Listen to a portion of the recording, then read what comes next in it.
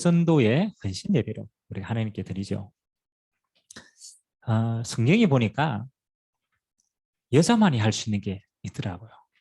그렇죠? 여자만이 할 수 있는 조금 더 엄밀하게 말하면 결혼한 여자만이 할 수 있는 게 있더라. 뭡니까? 그렇죠? 여자만이 할 수 있는가? 애를 낳을 수 있어요. 하나님이 주신 가장 큰 복이요. 무슨 복이냐면 생육할 수 있는 복입니다. 하나님이 창세기 1장 28절에 보니까요. 하나님이 복을 주시는데 그 복의 가장 첫 번째가 뭐냐? 뭐라고요? 생육하라, 번성하라, 충만하라. 하나님이 이 복을 가장 우리에게 먼저 줬어요. 그 말은 하나님이 우리 여자를 통하여 행하실 굉장히 중요한 언약이 그 속에 숨겨져 있어요. 근데 반대로 한번 봅시다. 우리가 창세기 3장에 하나님을 떠나자마자 하나님이 복을 저주로 바꿨는데요. 여자에게는 어떤 저주를 허락했어요? 그렇죠? 여자에게는 하나님 주신 가장 큰 복을 저주로 바꿨어요. 그게 해산하는 고통이에요. 다른 말로 말하면 하나님은 해산하는 축복을 가장 먼저 줬는데 하나님을 떠나자마자 그게 뭐로 변했다고요? 그렇죠. 그게 저주로 바뀐 거예요. 다른 말로 말하면요. 하나님이 언약을 회복한 복음으로 회복되어진 우리 여성들을 통해서 하나님이 첫 번째 주시는 응답이 뭐냐? 그렇죠. 저는 그거라고 생각합니다. 단순히 애를 낳는다는 의미가 아니에요. 그렇죠. 그 속에는 많은 응답들이 숨겨져요. 자, 우리가 하나님 앞에 굉장히 크게 쓰임 받았던 우리 여자분들을 쭉 성경을 보면요. 몇 가지 특징이 나옵니다. 여러분 한 시대 출애굽 구약에서는요. 그거보다 더 위대한 역사가 없어요. 출애굽을 이끌었던 인물이 모세 아닙니까? 맞죠? 그 모세가 어느 날 그냥 났습니까? 그렇지 않죠. 그 모세가 쓰임 받기 전에 그 전에 가장 믿음의 결단을 하고 응답받은 인물이 물론 모세의 부모님이지만 그러나 모세의 어머니의 역할이 나옵니다. 모세의 어머니는 성경에 보니까 딱 한 번 나오더라고. 그 이름이 나오더라. 그 이름이 요게벳이에요. 여러분 애굽의 왕이 일어나가지고 이스라엘이 너무 그렇잖아요. 남자들이 번성하니까 반란이 일어날 수 있잖아요.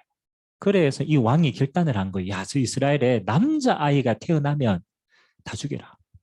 왕이 특별하게 그 이야기를 했다. 근데 레위 가문에 남녀가 만나서 결혼을 했는데 애가 태어났는데 남자예요. 그 당시는 그죠, 다 죽여야 돼요. 근데 그 믿음의 부모는 다른 결단을 하게 됩니다. 이 모세를 어떻게 살려야 되겠다. 그래서 그 어머니가 어떤 결단을 합니까? 강에 얘를 보자기에 사가지고 떠나보냅니다. 근데 하필 그 강에 떠나보냈는데 그 보자기를 누가 발견했어요? 그렇죠. 애굽의 공주가 발견합니다. 그리고 모세라는 이름의 뜻이 거기서 나와요. 물에서 건진 자다. 하필이면요. 그 애를 받고 공주가 이렇게 생각한 거야. 야, 이 아이의 엄마를 찾아라. 그리고 그 엄마를 찾아서 뭐로? 유모로 받아들여요. 그러니까 모세가 자라날 때는 어머니로부터 많은 영향을 받았겠죠. 여러분 단순한 사건이 아니라는 생각이 들어요. 한 시대를 쓰시는 인물을 모세에게 가장 많은 영향을 끼쳤던 인물이 어머니예요. 요게벳이에요. 또 하나님이 한 시대에 썼던 인물 가운데 하나가 사무엘입니다. 하나님 얼마나 크게 쓰셨냐면요. 사무엘의 말이 하나도 땅에 떨어지지 않았다. 그만큼 하나님이 사무엘을 귀하게 쓰셨어요. 그 사무엘이 태어나기 전에 그렇잖아요. 그 사무엘의 어머니가 누굽니까? 우리가 잘 아는 한나입니다. 우리 백승전 집사님이 애를 낳았는데 백시 가문에 남자가 귀하, 여자가 귀하거든. 근데 드디어 이제 셋째가 여자가 태어나서. 그럼 막 목사님 기도하더니 이 이름을 어떻게 지으시면 좋겠습니까? 그래. 목사님 기도 좀 해주십시오. 이러더니 이름을 지었대요. 그 이름이 백한나예요. 노아. 첫째는 노아고, 두 번째는 모세고, 셋째는 한나입니다. 여러분 한나 우리가 너무 많이 이야기 들었잖아요. 뭐 우리가 이야기 들으면 대충 알죠. 애를 못 낳았는데 기도하다가 서원을 한 거예요. 하나님 이 시대에 그렇잖아요. 수많은 애가 있는데 또 하나의 애가 필요 없다. 하나님이 원하시는 애는 나스린이 필요하구나. 그래서 나스린을 이제 드린 거예요. 그때 하나님 잉태케 하신 거예요. 자, 이 두 사람 인물의 공통적인 특징이 있어요. 그렇죠? 물론 뭐 기도해서 낳은 거지만 공통적으로 이 두 사람이 하나님 앞에 쓰임 받을 수밖에 없는 중요한 이유가 있잖아요. 뭐 애를 낳았다. 뭐 그건 다 낳는 거니까. 그보다 더 중요한 게 뭡니까? 한번 생각해 보세요. 애는 누구나 다 놓잖아요. 뭐 요즘 애 놓는 게 힘든 사람도 너무 많지만은, 그러니까 애는 놓잖아요. 근데 어떤 것을 보고 애를 낳냐가 중요해요. 요게벳도 그렇고 한나도 그렇고요. 뭘 봤느냐? 시대를 봤어요. 참 중요한 겁니다. 시대를 봤어요. 여러분 요게벳은 어떤 시대를 봤느냐? 애굽에 지금 이스라엘의 압사당. 그러니까 너무너무 고통스러운 시대예요. 맞죠? 그 고통의 시대를 보고 뭐 하는 거요? 하나님이 지도자를 통하여서 시대에 출애굽의 응답. 저는 요게벳이 하나님의 은혜 가운데 그걸 봤다고 생각합니다. 하나님이 이 시대에 출애굽할 지도자가 필요하구나. 단순히 내 아들, 내 소원을 이룰 자녀 이전에 시대 문제를 해결할 하나님의 자녀가 필요하구나. 한나도 똑같잖아요. 어떤 시대였습니까? 우상 숭배하는 시대였어요. 이스라엘 백성들이 하나님을 버리고 우상 숭배하는 시대. 하나님은 어떤 사람을 찾습니까? 그렇죠? 그 시대에 하나님으로 온전히 숨길 수 있는 지도자를 찾는 거예요. 그래서 나실인이라는 언약을 잡은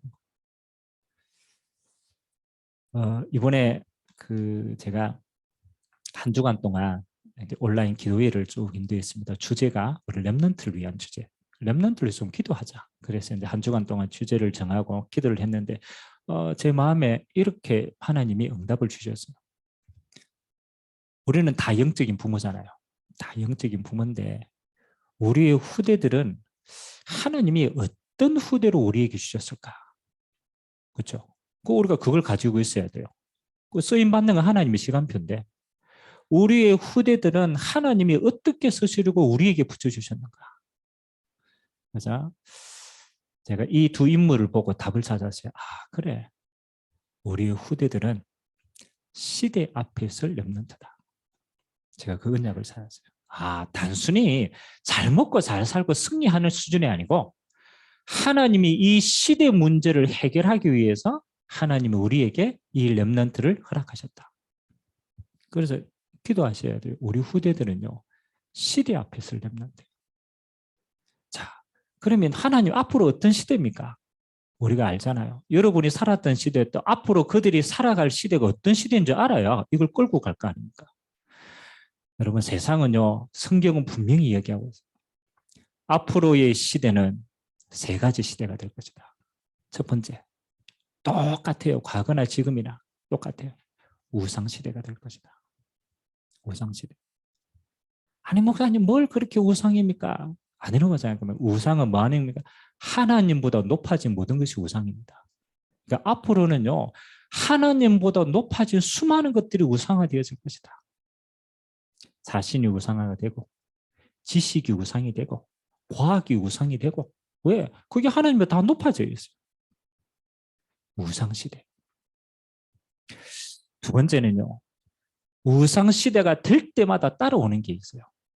여러분 아니에요. 우상숭배 많이 해가 괜찮을 것 같으면 하나님 우상숭배 하라고 그럽니다. 왜? 우상숭배도 되니까. 그런데 우상숭배하는 시대가 되면 두 번째 재앙시대가 따라와요. 한 번도 빠짐없어요. 여러분 우상이 창궐하면요 반드시 따라옵니다. 재앙이 따라와요.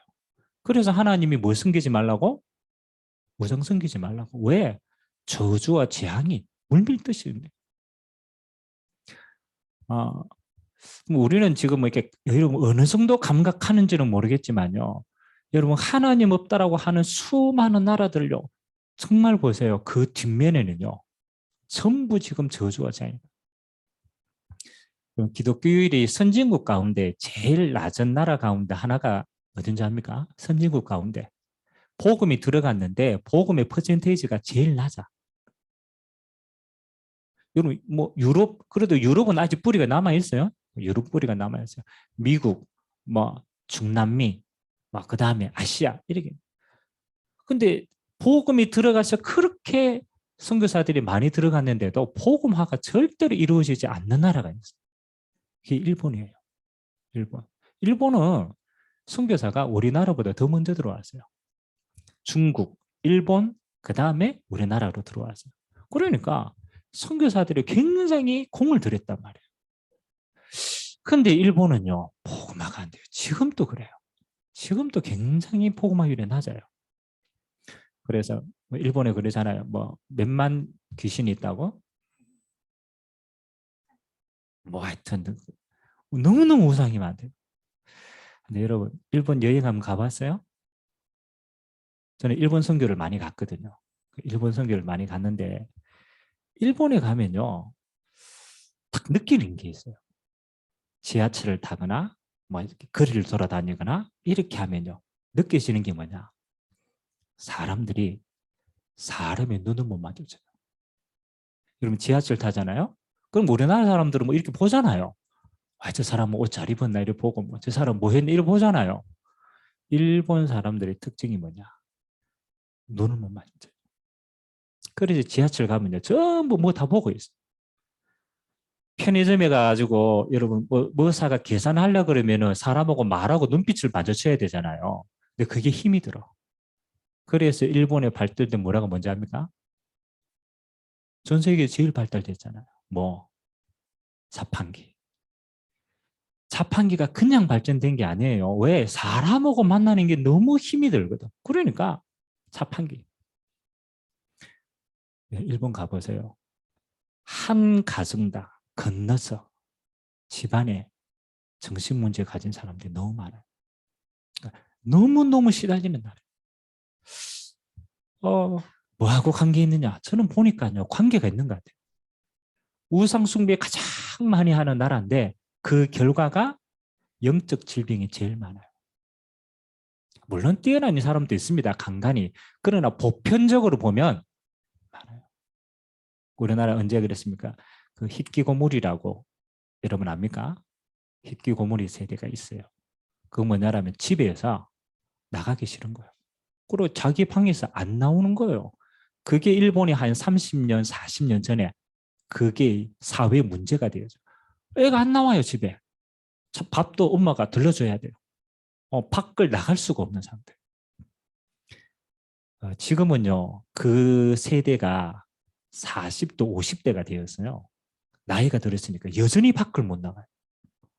근데 일본에 이런 경찰이 있답니다. 자녀가 부모를 때려가지고 이 자녀를 정신병원으로 감금시키는 경찰이 따로 있대요. 그러니까 부모가 부른대요. 너무너무 시달려가지고 우리 아이를 조금 해달라고. 그게 어떤 세대냐면 희귀고문의 세대예요. 걔네들이 나이가 들어가기 전에 어떻게 생각하느냐. 우리 부모가 나를 이렇게 만들었다. 내가 피해자다. 그러고 힘없는 부모를요. 그래 살해도 하는. 제가 한 나라를 예를 들었지만 분명히 관계가 있다고 생각해요. 우상 숭배하면 재앙이 따라와요. 말할 수 없는 재앙이 따라와요. 여러분 우리나라도 마찬가지입니다. 우리가 너무너무너무 열심히 우상 숭배했던 가정과 가문 여러분 자세히 한번 보시기 바랍니다. 후대 가운데 영적으로 무너지는 후대들이 너무 많아요. 진짜. 그래서 무슨 시대다?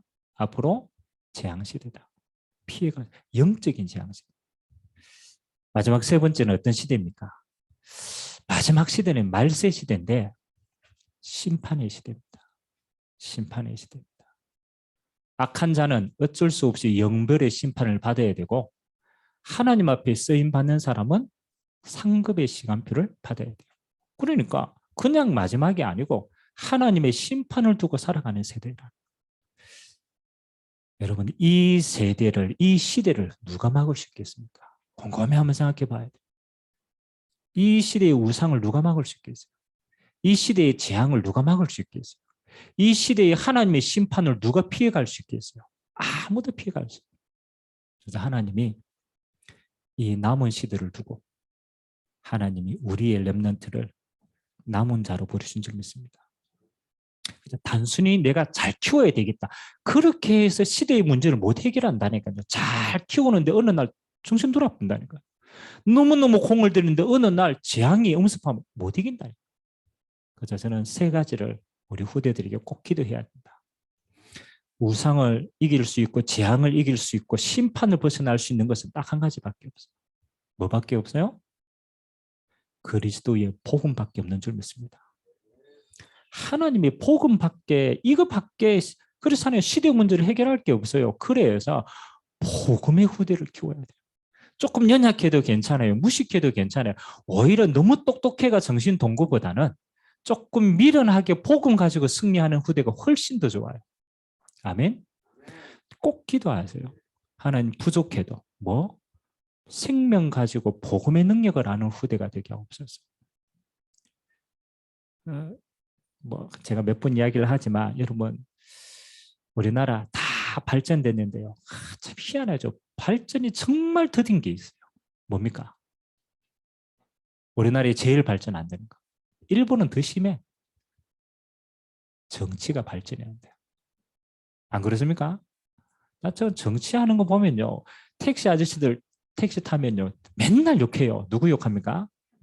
정치 욕해요. 정치 욕해. 저 초등학생이 저거 해도 더 잘하겠다면서. 맞잖아요. 근데 희한합니다. 그 판에 들어가면 안 그렇게 돼요. 아무리 좋아도 그 판에 들어가면 못 바꿔요. 생각을 하셔야 돼요. 여러분 그 정치판에 들어가는 사람들이 어떤 사람들이에요? 그렇죠? 어떤 사람들이에요? 우리나라에서 최고 엘리트들입니다. 보통 다 서울대생이에요. 보통 다 법대다. 보통 다 그렇잖아요. 우리로 말하면 상상할 수도 없는 머리를 가진 사람들. 아니 그렇게 똑똑한 사람들이 그렇잖아요. 정치를 이끌어 가는데 여러분 만족됩니까? 만족됩니까? 안 되잖아요. 그게 정치를 비판하는 게 아닙니다. 뭐를 바꿀 수가 없느냐? 영적인 걸 바꿀 수가 없느냐? 아무리 똑똑해도 영적인 걸 모르니까 뭐 하는 거예요? 그렇죠. 근본을 바꿀 수가 없는 거예요. 그래서 여러분 기도하셔야 돼요. 진짜로. 하나님은 왕을 쓰시는 게 아닙니다. 하나님은 복음 가진 자를 쓰십니다. 아무리 무식해도 뭐 하는 거예요? 진짜 복음 가졌다. 하나님은 그 사람을 통해서 일하신다는 거예요. 복음 가진 자. 두 번째, 뭐 하는 자. 시대의 재앙은요, 다른 것으로 막을 수 없어요. 전도 운동으로 막을 수 있어요. 시대마다 전도 운동이 일어났을 때는요, 시대의 재앙을 막았던 시대예요. 반대로 전도 운동이 끊어졌을 때는 시대의 재앙이 넘쳐났어요. 그래서 우리의 후대들을 뭐로? 전도 운동하는 영적 지도자를 세우시는 거예요. 심판 시대 뭘로 막을 겁니까? 하나입니다. 렘넌트 운동만이 심판 시대를 이길 수가 있다. 그래서 우리는 렘넌트 운동하는 줄 믿습니다. 세 가지 꼭 기도하세요. 우상 시대, 재앙 시대, 심판 시대를 막을 수 있는 것은 세 가지 운동이다. 복음 운동 일어나야 된다. 전도 운동 일어나야 된다. 렘넌트 운동 일어나야 된다. 이것만이 다음 시대를 바꿀 수 있는 하나님의 능력인 줄 믿습니다. 우리가 조금 무식해도 하나님이 원하시는 시간표를 잘 잡아야 돼요. 아무리 연약해도 하나님이 하시고자 하는 걸 잘 잡아야 우리가 그 응답의 흐름 속에 승리하게 되어줄 줄 믿습니다. 그래서 우리 여전도에는 가장 중요한 후대를 두고 기도할 수 있는 가장 중요한 시간표에 부르셨다. 그래서 한나처럼 이 후대를 가슴에 담고 기도하는 우리 예전도에 되시기를 주님의 이름으로 기도드립니다. 두 번째입니다. 우리 예전도에는 이것 좀 하시기 바랍니다. 시대마다 전도 운동이 일어날 때는요, 하나님이 여자를 많이 사용하셨어요. 우리나라도 마찬가지입니다. 그래서 예전도에는 이렇게 하세요. 올 한 해 내가 아무리 연약해도 내가 있는 현장에 한 사람의 제자는 내가 세운다. 그렇게 기도하세요. 여러분이 아무리 부족해도 여러분이 있는 현장에 제자 한 사람 숨겨져 있어요. 아멘. 내가 부족해도 내가 있는 현장에 한 사람의 제자는 내가 세운다. 여러분, 그러면 하나님이요, 여러분 그 제자 때문에 여러분의 모든 걸음을 하나님 축복하실 이유가 있는 거예요. 제자 세운다. 마지막 세 번째입니다. 예전도에는 뭐 하느냐? 어쩔 수 없어요. 여러분, 교회에, 우리도 마찬가지입니다. 여러분, 교회 한 70%가 남자일까요, 여자일까요? 이제 한번 보세요. 남자분들 가뭄에 콩 나듯이 있어요. 참 버티고 있는 게 용하다. 여자가 70%라. 맞잖아요. 그러면 교회의 분위기를 좌우하는 게 누굽니까? 그렇죠. 우리 남자분들이 있지만 교회 분위기 이게 못 만들어요. 다 눌려가지고. 다시 말하면 교회의 영적인 분위기를 제일 잘 만들 수 있는 게 뭐다? 여자다. 그래서요, 우리 여자님들의 중요한 특징이 뭡니까? 말해야 살아. 그렇죠. 어디든지 말해야 살아요. 그래서 여러분들 한 가지는, 여러분 교회에 오시면 뭐 해라? 복음으로 살리는 응답하더라. 이것만 하시면 돼요. 다른 거 사실은 은혜 받고 무조건입니다. 교회는요, 행복한 교회가 되게 해요. 어느 누구가 와도 살아나는 교회가 되게 해요. 그래서 여러분은 한 가지만 아세요. 살리는 말만 하면 승리한다. 뭐 크게 어려운 거 아닙니다. 내가 딱 보고 바른 말인데 죽이는 말이다. 그러면 좀 기다리세요. 왜냐하면 힘이 없어서 그런 거니까. 바른 걸 못하는 사람이 아무도 없어요. 힘이 없어서 못하는 거야. 그래서 바른 말일지라도 살리는 걸 선택해라. 근데 그 사람이 살아나면 올바른 응답 받습니다. 그래서 교회의 분위기를 우리 여자분들은 뭐로? 복음으로 살리는 교회를 만드시기를 주님의 이름으로 기도합니다. 그래서 세 가지만 딱 기도하세요. 첫 번째는 뭐다? 렘넌트 운동하는, 기도하는 어머니가 될 것이다. 두 번째는 정말로 전도 운동하는 제자 세우는 어머니가 될 것이다. 세 번째는 교회를 살리는 자로 쓰임받는 여전도에 될 것이다. 이 세 가지 언약 잡으면 하나님이 여러분을 통하여서 가장 큰 일을 행하게 될 줄 믿습니다. 자, 오늘 하나님의 말씀의 시간표입니다. 이사야서 14장의 말씀이에요. 이사야서 14장부터는 지금 이제 어떤 이야기를 이사야가 하냐면 심판에 대한 구체적인 이야기를 합니다. 심판. 그래서 오늘은 심판의 대상자가 두 나라예요. 첫 번째 나라가 바벨론입니다. 두 번째 나라가 아수르입니다. 바벨론과 아수르. 바빌로니아라고 하고 아수르는 아시리아, 이렇게도 표현이 되어집니다. 여러분, 역사에 있어가지고 아수르, 그 다음에 바벨론, 그렇잖아요. 이 등장한 시기가 이사야 선지자가 활동했던 시기인데, 먼저는 어떤 나라가 먼저 강대국이 되었냐면 아수르가 강대국이 먼저 됩니다. 아수르. 그래, 이 아수르가 이제 너무 힘이 이제 커지니까, 여러분 언제든지 나라가 힘이 커지면 뭐 하고 싶어져요? 희한하죠. 이게 희한합니다. 나라가 힘이 세지면요, 한 번도 빠짐없어요. 정복하고 싶어져요. 그래가 이 아수르가 힘이 커지니까 그 당시에 그 전에 강대국이 누구였어요? 그 지역에 아수르가 확 일어나기 전에 그 지역의 강대국이 누구였을까요? 네? 이집트였어요. 애굽은 언제나 그 시대의 강대국이었어요. 그러니까 이 아수르가 강대국이 되니까 마음에 이제 옛날에 강대국 치고 싶어요, 안 치고 싶어? 치고 싶은 거라. 그래서 이제 막 해가지고 이제 애굽을 치고 싶은데 애굽까지 내려가려면은 몇 나라를 거쳐야 돼. 가는 길목에. 그 길목에 누가 있냐? 북이스라엘이 있고 남유다가 있는 거야. 참 이게 희한하죠. 그 우리나라도 전쟁 일어날 때 항상 그랬거든요. 일본이 일어나니까 일본이 그죠? 우리나라를 치는 명목이 뭔지 압니까? 그렇죠. 중국 치러 가야 되는데 치러 가야 되는데 누구가 길목인 거야. 길 비켜내놔라는 거야. 그래가 첫 번째 쳐들어온 게 우리나라를 쳐들어온 거예요. 왜? 명목이 저 중국 저 나라를 치러가야 되는데 길 비켜라. 똑같은 시간대. 그러니까 이 북이스라엘 남유다 총비상이 걸린 거 아니에요. 그래서 북이스라엘은 머리를 이렇게 쓴 거예요.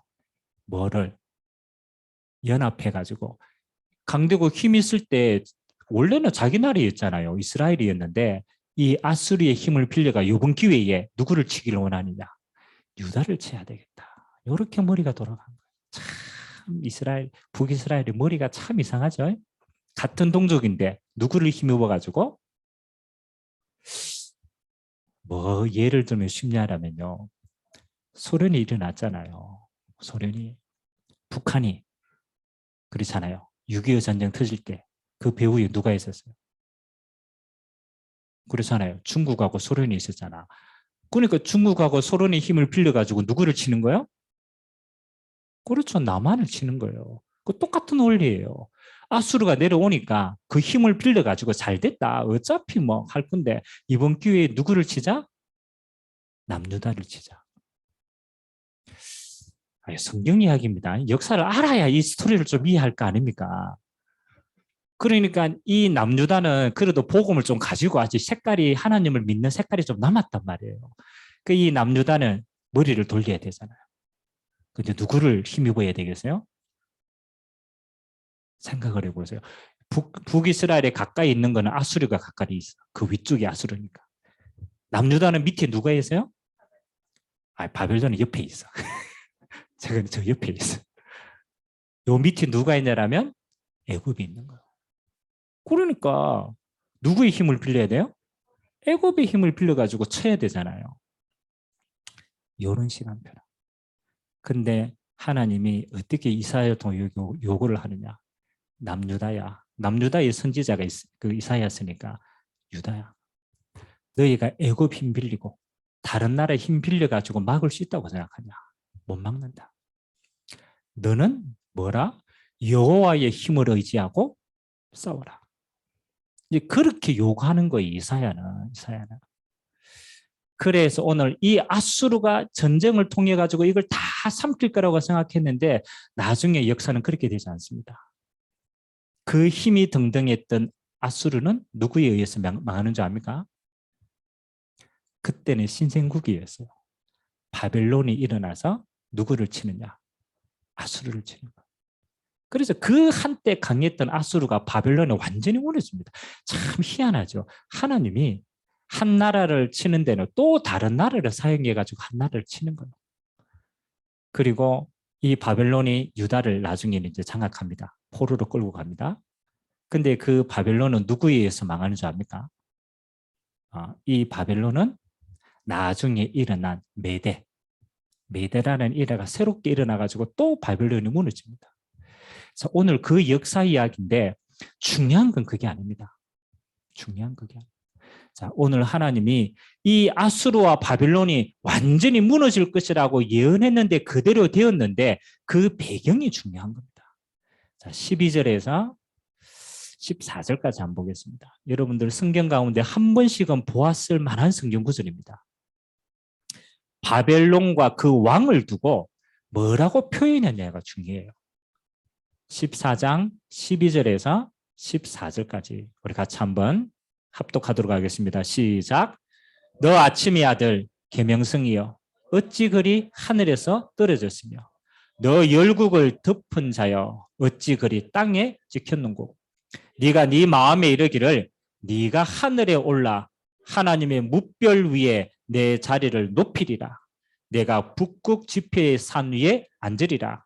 가장 높은 구름에 올라가 지극히 높은 이와 같아지리라 하는도다. 아멘. 자, 이건 누구를 빗대어 얘기했냐면 바벨론 왕을 빗대우고 그 나라를 빗대어 가지고 이사야가 이 얘기를 했어요. 근데 참 희한하죠. 그 바벨론 왕과 바벨론 나라를 뭐로 표현했느냐? 너 아침의 아들 계명성이야. 뭐라고 얘기했느냐? 네가 열국을 덮었고 하늘에서 뭐 있다고요? 떨어졌다. 네 마음에 이르기를 하나님의 뭇별 위에 네 자리를 높이리라. 그렇게 얘기했어요. 여러분 이게 뭐를 의미하겠어요? 그렇죠? 요걸 잘 알지 못하면 우리는 뒤편을 한 봐야 돼요. 요한계시록 12장을 한 봐야 돼요. 자, 요거하고 똑같이 하나님이 예비하신 게 있어요. 요한계시록 12장 7절에서 9절까지. 요한계시록 12장 7절에서 9절까지. 같이 한번 읽겠습니다. 시작. 하늘에 전쟁이 있으니 미가엘과 그의 사자들이 용과 더불어 싸울세. 용과 그의 사자들도 싸우나 이기지 못하여 다시 하늘에서 그들이 있을 곳을 얻지 못한지라. 큰 용이 내쫓기니 옛 뱀 곧 마귀라고도 하고 사탄이라고도 하며 온 천하를 꿰는 자 그가 땅으로 내쫓기니 그의 사자들도 그와 함께 내쫓기니라. 아멘. 여러분 강대국의 왕과 전쟁이 일어난 이 이야기인데 성경은 이사야서는 뭐라고 표현하고 영적으로 뭐라고 봤냐라면 저 강대국 배후에 누가 있다고 얘기합니까? 그렇죠. 아주 간단한 거예요. 사단이. 이해됩니까? 사단이 저 한 나라를 잡고 사단이 저 왕을 잡아서 뭘 하는 겁니까? 사단의 일을 진행하고 있는 겁니다. 그래서 오늘 첫 번째 여러분이 기억하셔야 돼요. 우리가 만군의 주관자 여호와인데 이 땅에는 뭐가 있다? 흑암의 역사가 진행되고 있다. 그걸 꼭 아셔야 우리가 진짜 신앙생활을 할 수 있는다. 아니 역사에서는 바벨론 이야기하는 것처럼 보이지만 그 배후에는 그게 아닙니다. 그 배후에는 사단의 역사와 흐름들을 이야기하고 있는 줄 믿습니다. 그래서 사단은요 시대마다 뭘 하느냐? 강대국을 일으킵니다. 한 번도 빠짐없어요. 강대국을 일으킵니다. 애굽을 일으키고 아수르를 일으키고 바벨론을 일으키고 로마를 일으키고 시대마다 강대국을 일으킵니다. 두 번째, 이 강대국을 통하여서 하는 일이 꼭 하나가 있어요. 그게 뭐냐? 우상을 만들어냅니다. 강대국을 세우고 우상을 만들어내고 세 번째, 그 우상이 전 세계로 뻗어가도록 만듭니다. 참 교묘해요. 그래서 뭐 하는 겁니까? 하나님의 영광을 빼앗는 거예요. 하나님의 영광을 빼앗는 거예요. 여러분 그냥 애굽이 아닙니다. 애굽의 우상 문화가 전 세계를 뻗어나가는 아수르의 우상 문화가 전 세계를 바벨론의 우상 문화가 전 세계를 우리가 다니엘서를 보면요 이야기 나오잖아요. 다니엘의 성경인데 다니엘과 세 친구가 믿음 결단하는데 가장 첫 번째가 뭐냐? 왕의 신상을 만들어 놓고 절하라고 그래요.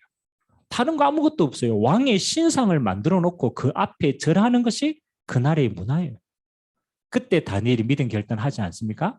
그렇죠. 나는 뭐 하겠다? 절하지 않겠다. 우상 숭배하지 않겠다. 여러분 로마가 한 시대에 일어나고 뭐 하니까 신화를 만들어가 전 세계 신화 문화를 퍼뜨립니다. 그게 우연이라고 생각합니까? 그렇지 않다는. 사단의 역사는 사단이 이 땅에 하나님의 나라를 방해하고 자기 나라를 일으키는 건 뭡니까? 강대국을 통하여 우상 문화를 퍼뜨린다. 그래서 전 세계를 뭐 하는 거요? 재앙 가운데로 빠뜨리는 거예요. 참 희한합니다. 지금 또 사단은요 똑같은 일을 진행합니다. 강대국을 세워서 강대국을 통하여 정복 전쟁을 퍼뜨리고 그리고 우상 문화를 전 세계에 갑니다. 그리고 뭐 우리가 러시아 지금 전쟁이 일어나가 하지만 그 배후에는 영적인 어마어마한 것들이 움직입니다. 그냥 전쟁이 아니고 뭐 하는 거요? 그렇잖아요. 문화를 바꾸는 거예요. 흑암의 문화로 바꾸고 가는. 자, 그러면 두 번째. 사단은 이렇게 자기 땅과 역사를 움직이지만 하나님은 졸고 계시냐? 그렇죠. 하나님은 주무신 적이 없어요. 다시 우리 이사야서를 한번 보도록 하겠습니다. 이사야서 14장을 다시 한번 들어갑시다. 다시 찾으려니까 또 헷갈리죠. 985면입니다. 이사야서 14장. 26절과 27절을 읽었는데 우리가 다시 한번 읽었으면 좋겠습니다. 26절과 27절 시작. 이것이 온 세계를 향하여 정한 경영이며 이것이 열방을 향하여 편손이라 하셨나니 만군의 여호와께서 경영하셨은즉 누가 능히 그것을 폐하며 그의 손을 펴셨은즉 누가 능히 그것을 돌이키라. 아멘. 하나님이 졸고 계십니까? 안 졸고 계십니까? 보세요. 하나님이 지금 이 아수르와 바벨론이 일어나고 막 우상문화 퍼뜨리고 뭐 오만가 하는데 하나님이 졸고 계시냐? 한 번도 하나님이 조신 적이 없어요. 하나님은 온 세계를 향하여서 정한 하나님의 경영의 시간표를 펼치고 계시다. 아멘. 이게 중요한 겁니다. 하나님은 지금도 이 세계 역사를 주관하고 계시다. 아멘. 졸지 아니하신다. 그러면 하나님의 계획은 뭐냐? 이게 중요한 거 아닙니까? 하나님의 계획은 딱 세 가지입니다. 첫 번째 뭐냐? 강대국이 일어나가지고 수많은 우상 문화를 퍼뜨리고 수많이 정복을 하지만 하나님은 그 속에 남은 자를 남겨두셨다. 이게 하나님이 이 땅을 바꾸는 키입니다. 하나님이 일하시는데요. 정치 뭐 다 필요하지만 하나님은 그렇게 일하시지 않아요. 하나님은 복음 가진 남은 자를 통하여서 하나님의 일을 바꾸시는 겁니다. 그래서 하나님은 남은 자를 통하여서 뭐 하시느냐? 저 강대국에 뭐를 설명합니까? 하나님의 역사를 설명하기 시작합니다. 이게 하나님이 역사를 바꾸는 시간입니다. 하나님이 바벨론 나중에 다 무너질 것인데 그게 계획이 있다니까. 바벨론을 강하게 해놓고 하나님이 그 바벨론에 누구를 파송합니까? 남은 자를 파송합니다. 그 남은 자가 누구예요? 다니엘과 세 친구예요. 몇몇 안 돼요. 하나님이 다니엘과 세 친구를 누구에 파송하느냐? 강대국, 정복하는 강대국에 보내시는 거예요. 이 다니엘은 누구를 변화시킵니까? 바벨론의 왕들을 변화시킵니다. 나라가 3번 바뀌었어요. 근데 이 3번 바뀌는 동안 왕들은 5번 바뀌었어요. 5번 바뀌는 동안 다니엘이요. 한 번도 빠짐없이 총리로 다스림 받았어요. 그리고 하나님은 다니엘을 통하여 왕들에게 뭘 설명합니까? 하나님의 일을 설명하기 시작합니다. 우연이라고 생각합니까? 아닙니다. 하나님은 강대국을 세워서 망하기도 하지만 하나님은 강대국을 통해서 뭐를? 남은 자인 복음 가진 몇몇 사람을 통하여서 이 강대국의 모든 길이 복음의 길로 바꾸게 된 줄 믿습니다. 우리가 그걸 믿어야 돼요. 그럼 이거는 구약 얘기니까 조금 뭡니까? 신약 이야기를 해봅시다. 하나님의 한 시대의 로마를 어마어마한 강대국으로 만들었어요. 로마는요, 군사적으로 정치적으로 가장 뛰어난 시간표예요. 망할 수가 없어요. 하나님은 그 로마를 강대국화 시키가 온 땅에 뭐 하는 겁니까? 신전 문화를 다 만들었어요. 우상 문화를 다 만들었단 말이에요. 로마가 영원할 줄 알았죠? 아니죠. 하나님은 그 로마에 누구를 보냅니까? 남은 자를 보냅니다. 그 로마 땅에 복음 가진 남은 자를 그 로마로 보내십니다. 그러면 한 300년 동안 로마에 어마어마한 핍박이 주어졌어요. 기독교인에게 300년 동안 어마어마하게 짓밟았단 말이에요. 근데 300년 후에 로마가 어떻게 변합니까? 그렇잖아요. 주후 313년에 콘스탄틴 대제가 일어나서 공포합니다. 나는 하나님이 살아계심을 알고 하나님을 믿는 왕이 되겠다. 그 이후에 30년 후에 로마의 국교로 기독교가 되어집니다. 우연이라고 생각합니까? 절대 역사는 그렇지 않습니다. 하나님은 강대국을 통하여 사단은 우상문화를 퍼뜨리지만 하나님은 강대국을 통하여 뭐 합니까? 남은 자인 저와 여러분을 통해서 하나님의 나라를 이루어 가실 줄 믿습니다. 그게 하나님의 시대적인 계획이다. 이게 너무 큰 이야기처럼 보이지만 그런데 중요한 건요. 우리 인생이 이 하나님의 역사의 시간표 속에 있어요. 그래서 저와 여러분은 딱 2가지 선택을 할 수가 있습니다. 우상 숭배하는 망하는 길에 세워줄 수가 있고 하나님의 나라를 전달하는 하나님 나라의 편에 서 있을 수가 있어요. 그래서 일하는 게 중요한 게 아닙니다. 여러분은 어느 편에 서 있느냐가 중요해요. 그래서 하나님은 역사의 주관자가 되시는데 오늘 우리에게 세 가지 결단을 믿음으로 요구하시는 것 같아요. 세 가지 결단. 그럼 여러분들이 우리가 할 수 있는 건 뭡니까? 하나님 앞에 올바른 신앙 고백하는 것밖에 없어요. 첫 번째 결단입니다. 여러분 전쟁도 일어나고 뭐 정권도 바뀌고 너무 우리 주변에는 너무 빠른 시간표로 모든 것이 바뀝니다. 그래서 우리는 혼란스러울 때도 있어요. 이 나라가 제대로 되겠나? 저렇게 돼서 또 되겠냐? 아니 전쟁이 일어나는데 지금 우리가 피부적으로 절감하잖아요. 오늘 아침에 보니까 기름값이 얼마나 뛰었어요? 그렇죠. 1,700원대에서 1,900원대 뛰었어요. 전쟁 한 나라가 일어났는데 그 파급 효과가 우리 삶까지 미친단 말이에요. 실제적으로. 맞잖아요. 그러면 남의 나라가 일이 아니죠. 이 시대에 흘러가는 정세가 그냥 우연히 바라보고 있을 정세가 아니라는 거예요. 믿음을 가진 우리는 이 시대를 보고 올바른 시대 보는 눈과 기대 제목을 가지고 있어야 돼요. 아멘. 우리가 우리가 참전 못하고 뭐 못해도 계획은 알아야 돼요. 첫 번째 하나님의 결단은 뭐냐? 하나님은 뭐가 되신다? 오늘 말씀해 보니까 뭐가 되신다? 역사의 주관자가 되신다. 그걸 믿으셔야 돼요. 우리가 그거 안 믿으면 다 우연으로 취급해요. 다 우연으로. 그렇지 않습니다. 하나님은 지금 또 뭐가 되신다? 역사의 주관자가 되신다. 하나님은 한 번도 실수하지 않습니다. 아멘. 한 나라를 세우고 망하게 하는 거 하나님의 시간표가 있어요. 정권을 세우고 망하게 하는 거 하나님의 시간표가 있어요. 우연히 되는 게 아닙니다. 하나님은 뭐가? 역사의 주관자시다. 그 눈으로 봐야 우리가 응답을 찾을 수 있어요. 아이고 내가 표 찍었는데 안 됐다. 물론 그럴 수도 있습니다. 그건 내 욕심이고 하나님은 뭐를?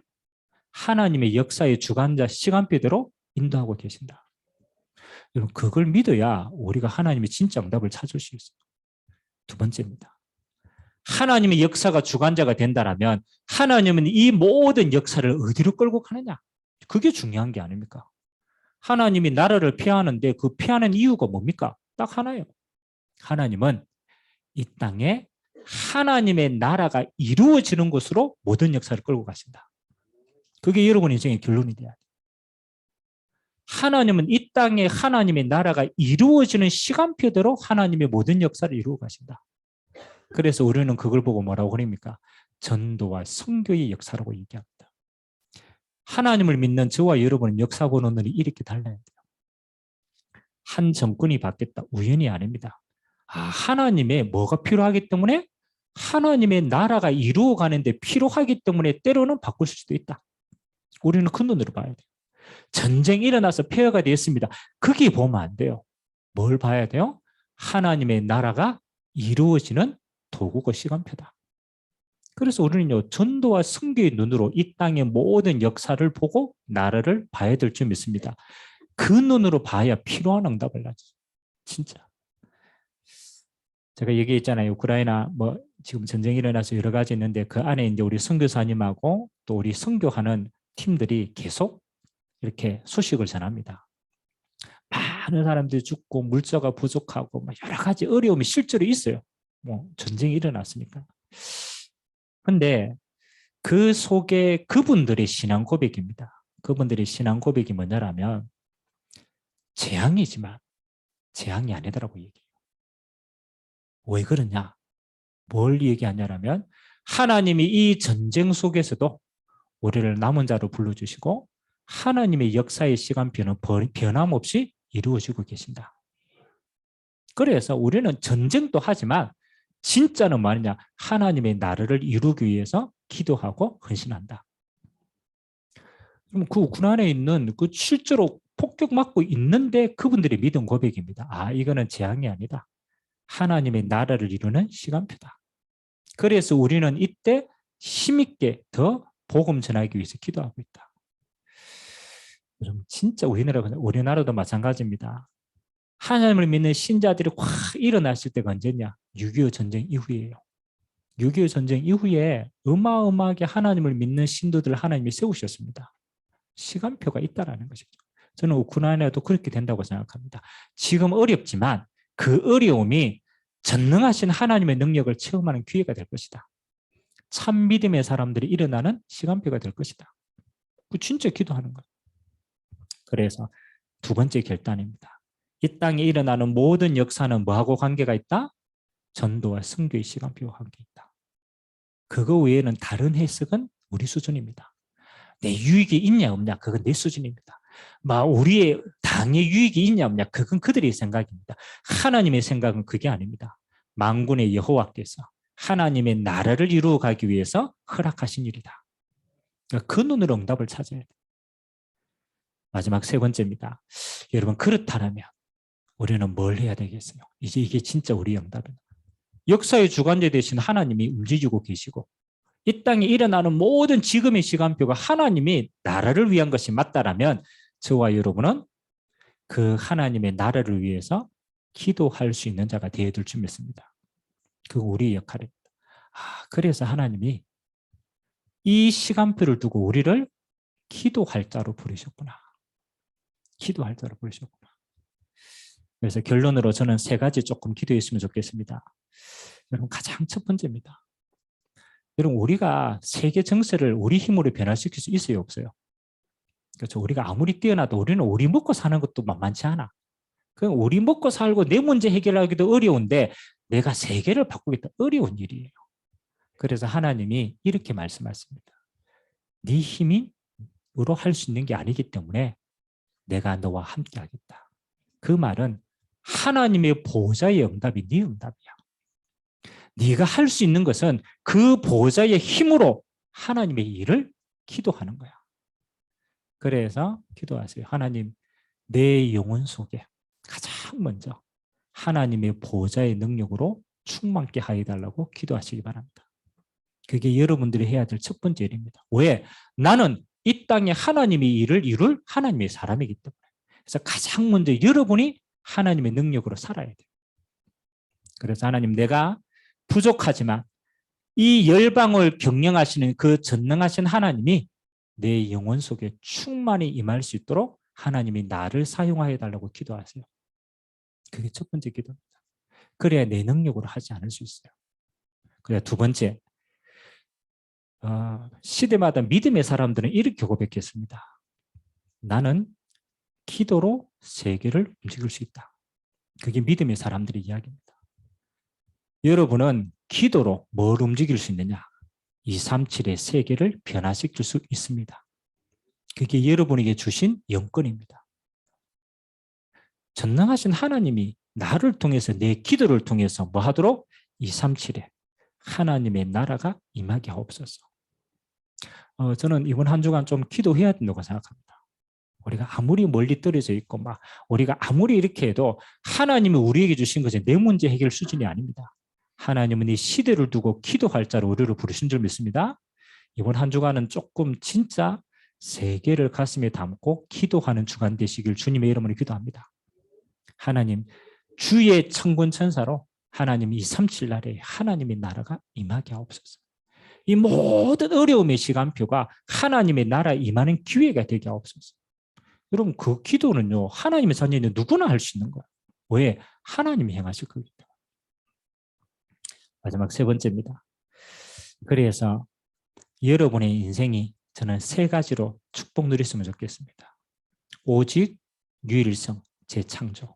하나님 내 인생이 이 세 가지 축복의 작품이 될 수 있도록 기도하시기 바랍니다. 오직 그리스도로 되어진다. 유일하신 하나님의 나라가 임하면 하나님이 이루어 가신다. 성령 역사하시면 재창조의 역사가 이루어진다. 그래서 오늘 한 세 가지 제가 큰 이야기를 좀 했습니다. 왜냐하면 우리가 인생에 한 번은요 역사를 두고 기도해야 돼요. 시대를 두고 기도해야 돼요. 우리가 작지만 하나님의 능력은 작지 않기 때문에. 그래서 오늘 하나님은 어떤 분이시다? 역사의 주관자가 되신다. 우리가 기도하면 움직일 수 있는 이유는 뭐냐? 이 역사의 배후에는 사단의 역사가 있기 때문에. 그래서 우리는 하나님의 능력으로 할 수 있다는 거예요.